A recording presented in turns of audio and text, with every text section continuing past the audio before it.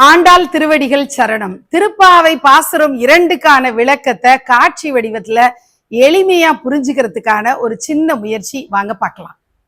ஆண்டாள் தனது தோழிகளை அழைத்து காத்தியாயினி நோன்பிருக்க வாருங்கள், பரமனடியை நாம் அடைவதற்கு அதுவே சிறந்த வழி என்று கூறுகிறாள். காத்தியாயினி நோன்புக்கான விதிமுறைகளை விளக்கும் ஆண்டாள் அதிகாலையிலேயே நீராடிவிட வேண்டும் என்கிறாள்.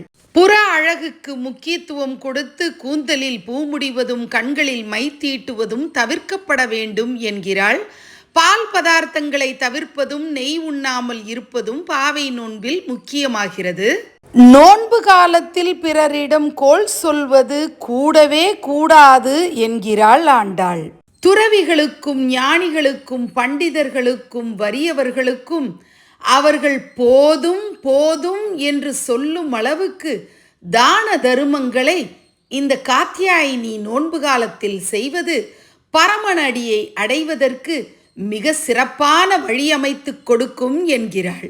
அல்லது நீக்கி நல்லது பருகும் அன்னப்பறவை கோலமும் அன்னப்பறவை விளக்கும் ஏற்றப்பட்டிருக்கிறது.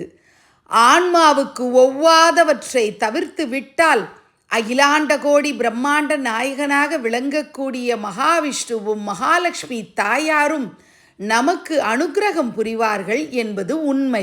திருப்பாவை 2வது பாசுரத்துக்கான திவ்யதேச பெருமாள் பரமபதநாதர்.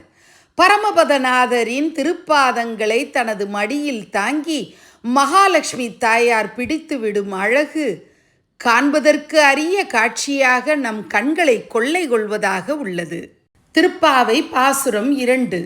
வையத்து வாழ்வீர்கள், நாமும் நம் பாவைக்கு செய்யும் கிரிசைகள் கேளீரோ, பார்க்கடலுள் பையத்துயின்ற பரமனடி பாடி நெய்யுண்ணோம் பாலுண்ணோம் நாட்காலே நீராடி மையிட்டு எழுதோம் மலரிட்டு நாம் முடியோம் செய்யாதன செய்யோம் தீக்குறளை சென்றோதும் ஐயமும் பிச்சையும் ஆந்தனையும் கை காட்டி உய்யுமார் எண்ணி உகந்தேலோர் எம்பாவாய்.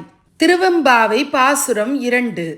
பாசம் பரஞ்சோதிக்கென்பாய் ராப்பகல் நாம் பேசும் போதெப்போது இப்போதார் அமளிக்கே நேசமும் வைத்தனையோ நேரிழையாய் நேரிழையீர் சீச்சி இவையும் சிலவோ விளையாடி ஏசுமிடம் ஈதோ விண்ணோர்கள் ஏத்துதற்கு கூசும் மலர்பாதம் தந்தருள வந்தருளும் தேசன் சிவலோகன் தில்லை சிற்றம்பலத்துள் ஈசனார்க்கு அன்பர் யாம் ஆரேலோர் எம்பாவாய்.